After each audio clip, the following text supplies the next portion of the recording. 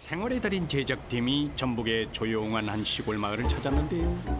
겉보기엔 평범한 가게. 하지만 이곳에선 아주 특별한 것이 만들어진다고 하는데요. 과연? PC방? 아니, 회사 사장님 의자에 앉아 무언가를 열심히 작업을 하고 있는 풍경인데요. 연탄불에 뻥튀기도 아닌 것이 빵처럼 부풀어 오르며 노릇노릇 구워지는 이것 대체 뭡니까? 육아요. 이게요? 예. 육아는 근데 기름에 튀기는 거 아니에요? 아니요. 튀긴 것이나 구운 것이나 육아는 육아. 튀긴 것보다 이렇게 구워서 하는 것이 혹시 맛이 있어요. 우리 집은 손으로 굽는 거라 이게 어디서 굽는 데가 없잖아요. 우리가 익히 아는 유과라고 하면 바로 이것. 유과 반죽을 식용유에 넣어서 살살살살 부풀려가며 튀겨내는 것이 유과인데요. 명절이나 제사상 위에 빠지지 않고 등장하는 것이 고소하고 달콤한 전통과자 유과입니다. 요즘 유과는 수작업이 아닌 기계화된 시설에서 많이 생산되고 있습니다. 반죽을 튀기는 과정에서부터 달달한 조청을 바르고 튀밤 묻히는 것까지 기계로 안 되는 것이 없습니다. 그러나 올리 수작업, 게다가 튀기는 것도 아니다. 석쇠 위에서 반죽을 살살살 달래가면서 노릇노릇 구수한 유과를 만들어내는데요. 9년 동안 전국 방방곡곡을 돌아다닌 생활의 달인 제작진도 이런 광경은 처음이었다고 합니다. 처음부터 끝까지 사람 손이 안 닿는 부분이 없다는 슬로우 푸드. 성화! 구워서 만드는 유과는 처음이지. 아주 특별한 유과를 만드는 김광영, 고경순 부부 달인입니다. 한적한 시골. 나란히 앉아 작업에 열중인 달인 부부를 만날 수 있는데요. 오직 이곳에서만 볼 수 있다는 달인표 유과. 본격적인 유과 만들기에 앞서 정체불명의 무언가를 꺼내듭니다. 마치 돼지 껍데기 같은 것을 연탄불에 살포시 얹어 구워주는데요. 요거 이 정체가 뭐예요? 저희들이 하는 말로는 그냥 유과 바탕이라고 해요. 유과 바탕. 예. 뭘로 만드신 거예요? 이거는 찹쌀로요. 찹쌀가루를 반죽한 일명 유과 바탕. 연탄불 위에 얹어서 쥐포를 굽듯이 앞뒤로 돌려가며 구워주는데요. 고경순 달인의 손을 떠나서 불 위에 내려앉기 무섭게 온몸 벨벨벨 꼬며 오그라드는 유과 바탕. 슬쩍슬쩍 앞뒤로 뒤집어주니까 뻥튀기라도 된 양 절로 부풀어 오릅니다. 그런데 이때 대나무 작대기를 손에 들더니 인정사정 없이 눌러줍니다. 대나무 작대기가 닿을 때마다 늘어나는 유과 바탕. 오로지 굽는 유과에서만 볼 수 있는 광경. 유과 바탕이 이거 어느 정도 부풀어 올랐다 싶으면 대나무 작대기를 이용해서 쭉쭉쭉 늘려주는 건데요. 뭐가 그리 부끄러운지 제 몸속이 바쁘던 유과 바탕. 대나무 작대기의 손길에 의기양양 곱게 뻗어나가더니 어느새 처음의 모습은 알아볼 수 없을 정도로 달라진 모습. 울퉁불퉁 못생겼던 과거는 가라! 어느새 노릇노릇한 찹쌀 유과 바탕 완성! 얇은 돼지 껍데기 같은 반죽이 이렇게 변했으니 정말 놀랍습니다. 게다가 겉은 바삭바삭, 안은 부드러운 공기층을 머금어서 맛은 더욱 기가 막히겠죠. 이렇게 완성된 유과 바탕은 생강을 넣은 물엿을 묻혀서 맛을 더욱 담백하게 잡아주는데요. 물엿을 묻힌 유과 바탕은 어디로 갈까요? 바로 유과에서 빠질 수 없는 이곳! 튀밥 속으로 풍덩 담가주면 달인표 유과 완성입니다. 네. 유과가 된다는 게 좀 신기한 것 같아요. 우리 애기 아빠가 처음에 굽는 거 보고 신기하다고 어떻게 저렇게 구워질까 해. 그래서 지금 배웠을 때 얼마나 혼났다고 저도 이거 잘 못 구우니까 이걸 방법을 모르니까. 시집와서 유과를 처음 배우기 시작했다는 고경순 달인.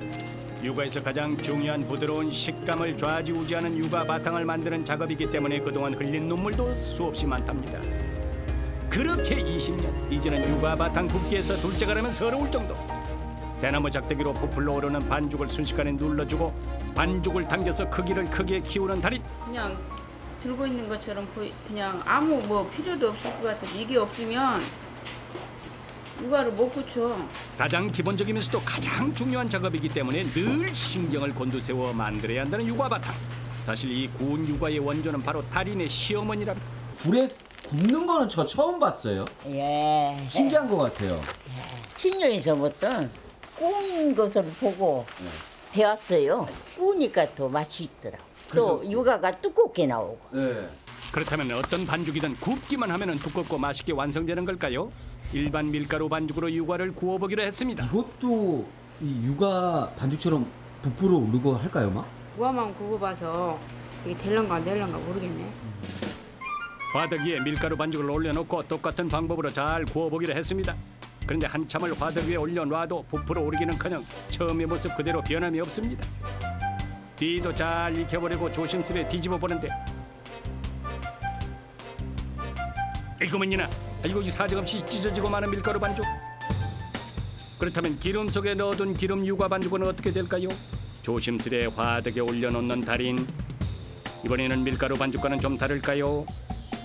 화덕에 기름 유과 반죽을 올리고 대나무 작대기로 유과 바탕을 굽기 시작하는데요. 안으로 말리는 것을 막기 위해서 수평을 잡아주며 굽는 달인의 손놀림. 밀가루 반죽처럼 찢어지지는 않았지만 역시 많이 부풀어 오르지 않았습니다.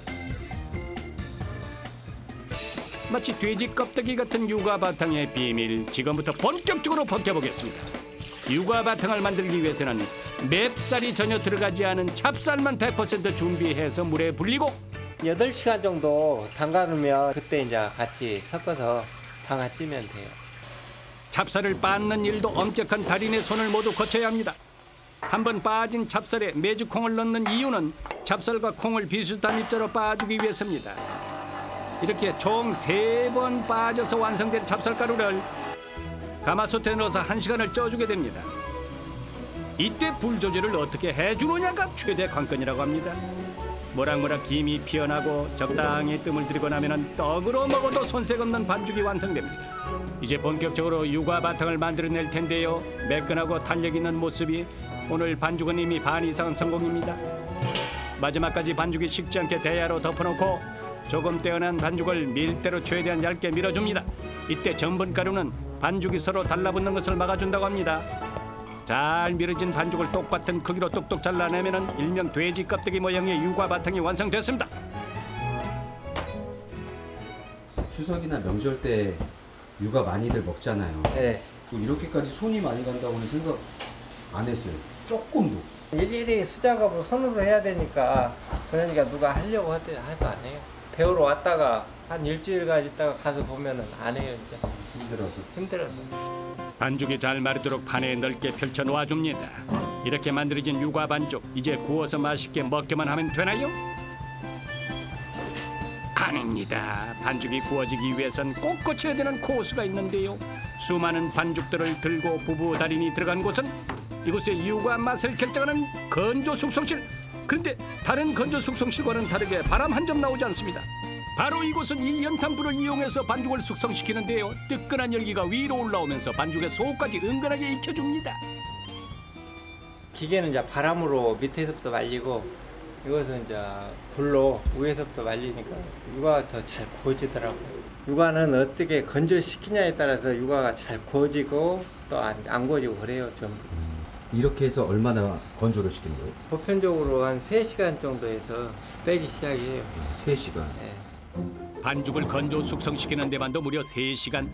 그 사이 열기가 빠져나가지 않게 건조 숙성실의 문을 꽉 닫아 놓는데요. 이 시간 우리의 유과 반죽들은 활활 타오르는 연탄불에 속까지 꽉꽉 숙성되고 있습니다. 어느새 3시간이 흐르고 뜨거운 열기를 견딘 유과 반죽은 과연 어떤 모습으로 변했을까? 궁금증을 안고 드디어 공개된 숙성 반죽.